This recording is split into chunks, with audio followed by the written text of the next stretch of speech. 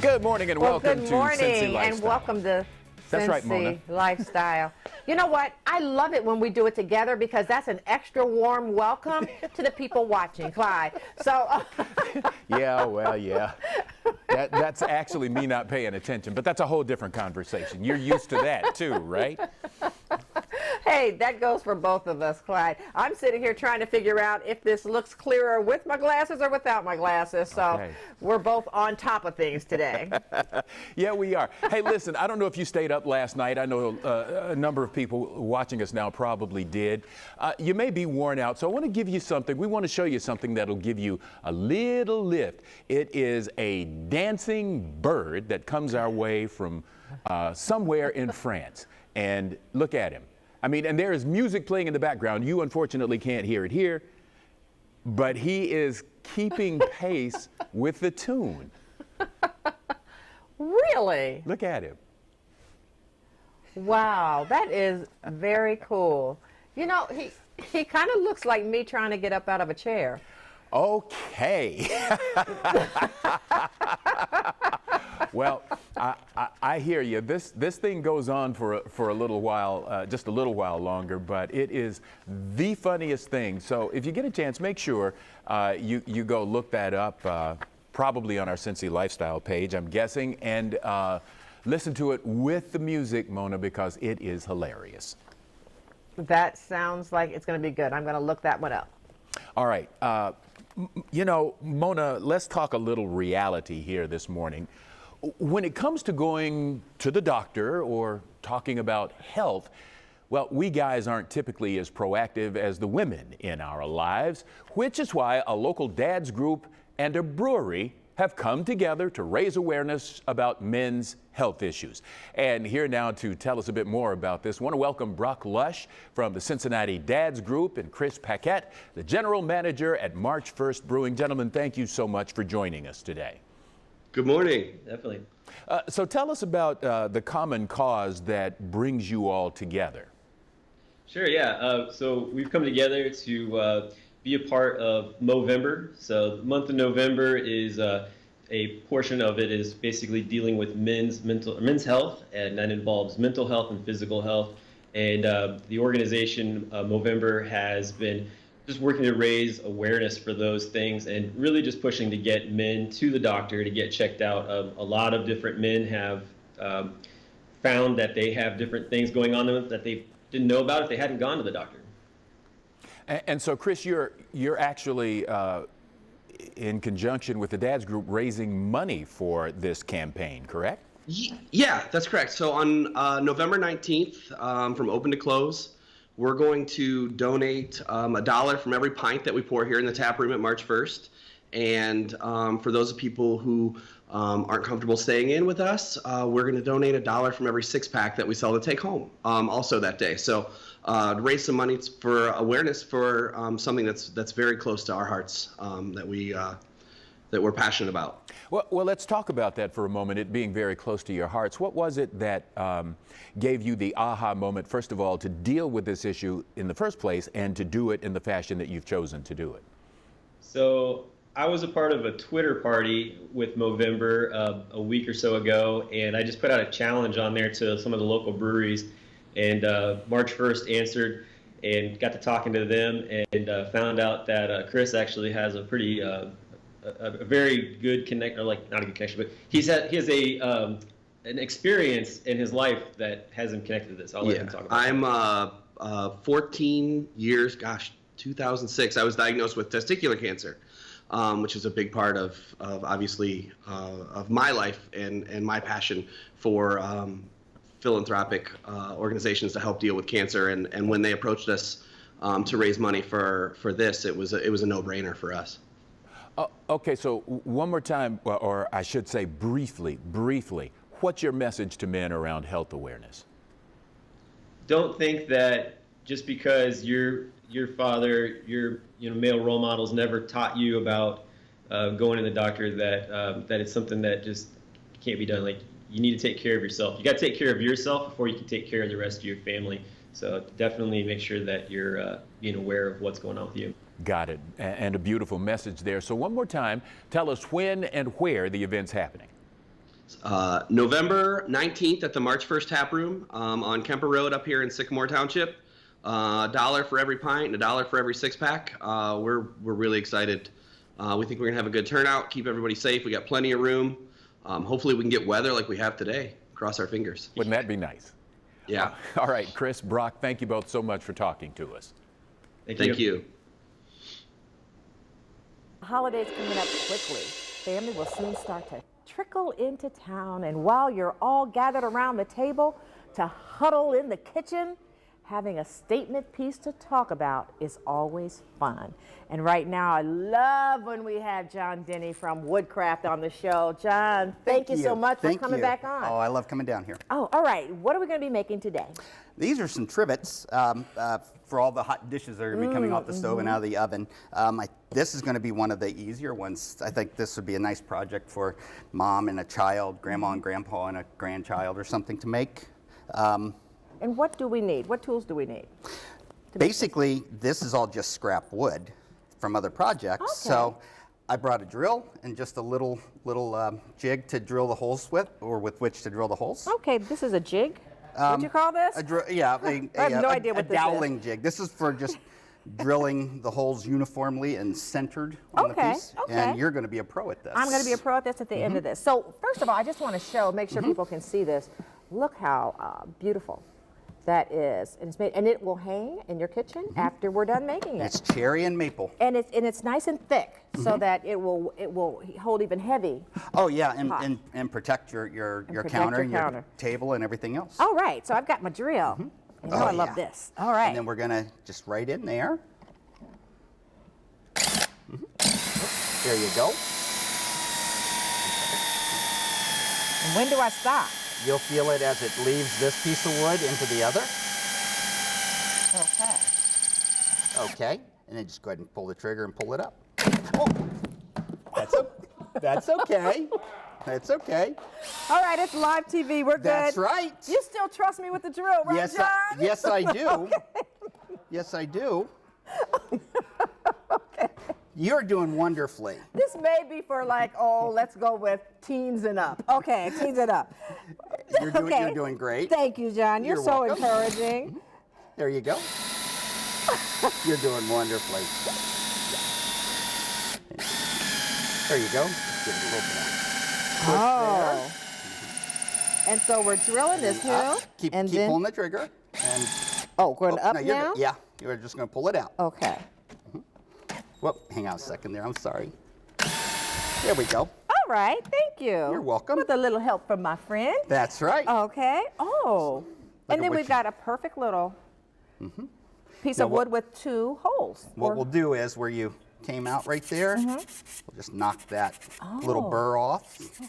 Now, this is a handy little thing. It is very convenient. You don't need a lot of big power tools to do some of these projects. And then I'll do this side if you'll do that side. You can see where we already knotted. Clyde is saying, uh-oh, right, because I have to do something else. No, it's okay. You're doing great. Thank you. You can bring home the bacon and fry it up in the pan. And then just put a little knot in it. Put a little knot, and then do the other side. This is fun. This would be, now this part would be fun for kids. It would be, it will, yeah. Now this, the one in the front, you can see, perfect size for a little saucepan. Well, can you stain this wood? You can. I don't know how the stain would react because, say this is coming out of the oven at 375. Oh, yeah. But you know what? It's just a little bit of oil. It's actually beautiful just the way it is. Now, you could decorate one side and then just put your pot and pans on the other, pots and pans on the other. See, we made one just a little bit longer for a casserole dish. Casserole dish.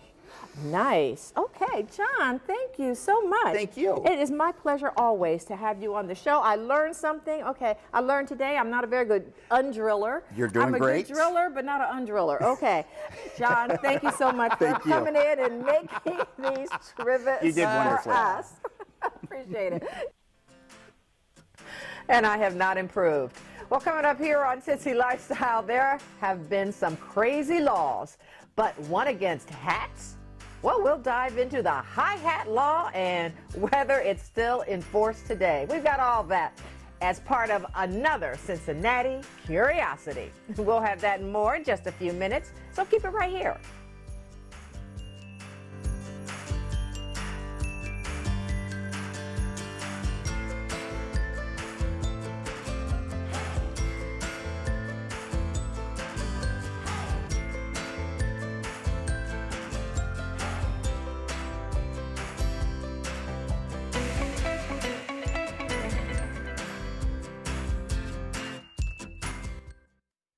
Well, it is one thing to be high and mighty, and another thing to be on your high horse.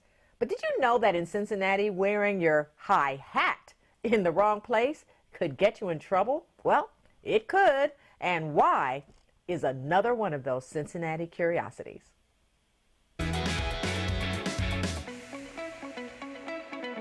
In the late 1890s, women wore hats of architectural proportions. They wore them everywhere, even to the theater, inspiring the most cherished of cartoon cliches in which a woman with an enormous hat enters a theater and sits in front of some hapless man. Hilarity ensues.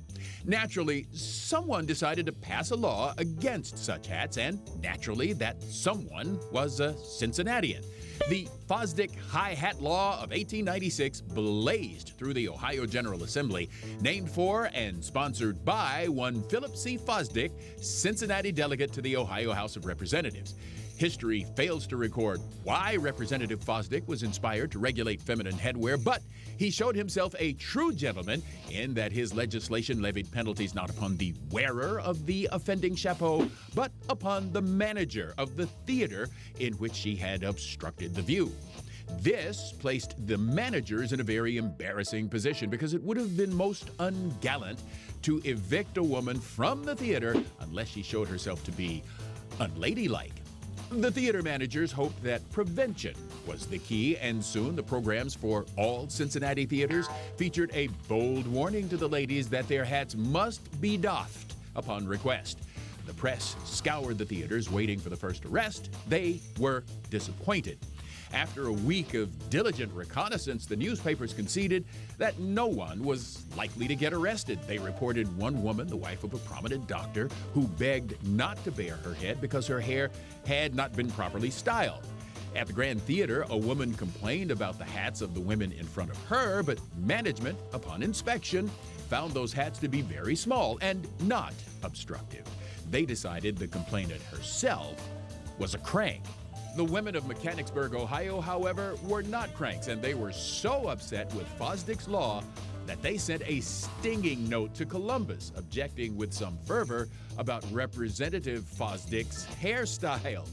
Local newspapers opined that it was a good thing women could not vote because they were unlikely to support a candidate who endeavored to restrict their fashion accessories. Well, as it turned out, Philip C. Fosdick died in 1917, a few years before he would have had to face a feminine constituency. Mr. Fosdick is buried in Spring Grove Cemetery. If you visit his grave, it's only fitting that you remove your hat. I love that. I know. Right now, we want to welcome back the curator of these curiosities, the one and only Greg Hand. Good to have you here, Greg. Greg, always a pleasure. Thank you. So the most obvious question, what did Mrs. Fosdick think about all this? Very good question, because at this time, that would have been quite insulting to ask Mrs. Fosdick what was going on. Mr. Fosdick was a very accomplished man, but he married up when he married Mrs. Fosdick. She was a Jose, and there's a street in Clifton named for her family's property. So she was a lady with some background. She would not be seen at the theater. And so she would not be affected by this law because respectable women didn't go to the theater. Really? Yes. Boy, Yeah, how about that's that? something. How about that? Well, so was this just a political stunt, given his? There's a theory. There's a theory, and some of the newspapers guessed this back then, that this was actually a revenge law. Okay. There was a move afoot for prohibition at this time. It was starting to gather steam, and it was led by women. Women, yeah. And so there were some laws that had been passed that were making it difficult to sell alcohol. And the saloon keepers in Cincinnati went to their representative and said, let's do something to put these women in their place. And so, so they came up with this law to counter the prohibition laws that the women were supporting. Well, let me ask you this. Yeah. Did they get rid of the law, or is it still in effect? Right. Now, I've told many people my law degree got lost in the mail. And I don't have that shelf of law books, but I did try to find this either in the Cincinnati Municipal Code or in the Ohio Code, and it appears that it is no longer in effect. But who wears hats anymore? True. Right? True. Right. And well, we have sometimes there's a National Hat Day, I think, Yeah. where people wear hats, but not a wear whole them to lot. the theaters and wear them proudly, right? All right, you won't have to worry about being arrested. Yeah. But like so many other things, these kinds of things, sometimes done tongue-in-cheek, kind of make Cincinnati look a little Oh my blue-nosed. goodness. Yes, Yeah. yes. You ever wonder why so many jokes include Cincinnati? Yeah. You know? Not anymore. Right quick before we get away, where can folks find out more about these Cincinnati Curiosities? If you Google Cincinnati Curiosities, you'll undoubtedly find my blog there. All right, Greg, thank you so much for being here. Always a pleasure, always learning something new. Indeed, indeed. Well, we'll be back with more Cincy Lifestyle on the other side of the break. Plus, be sure to check us out on Facebook. That's where we post all our guest segments and community stories so that you can watch them and share them with your friends. So like and follow us now at facebook.com/Cincy Lifestyle. We'll be right back.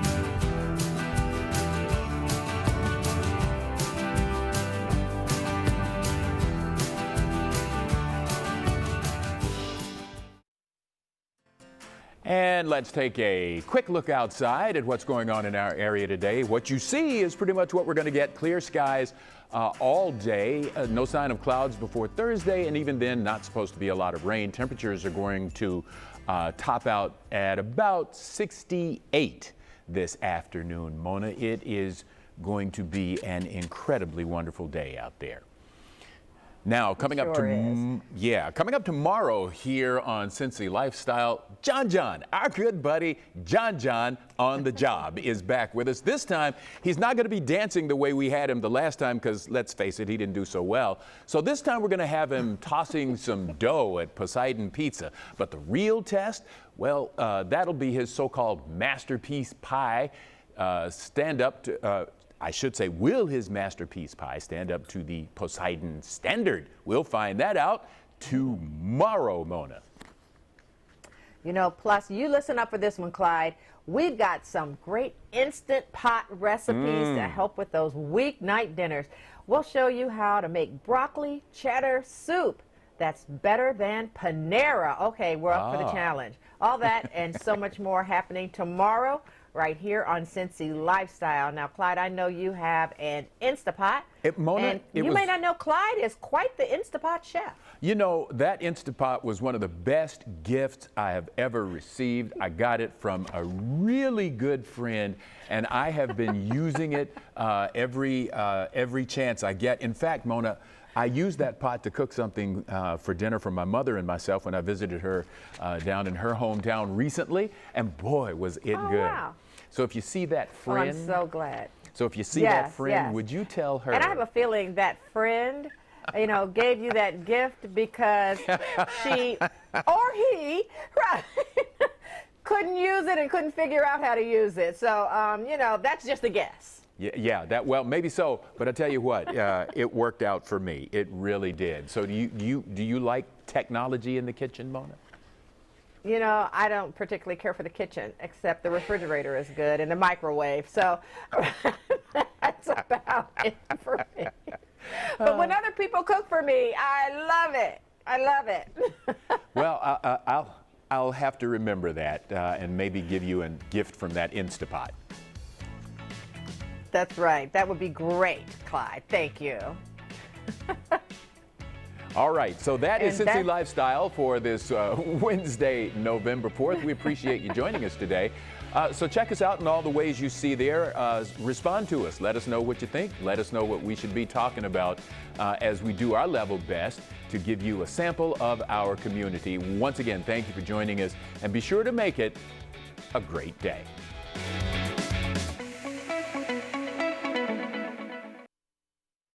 Thanks for watching our video. And if you liked what you saw, hit the subscribe button. You can also check out full episodes of the show you've never seen before, or watch your favorites again and again.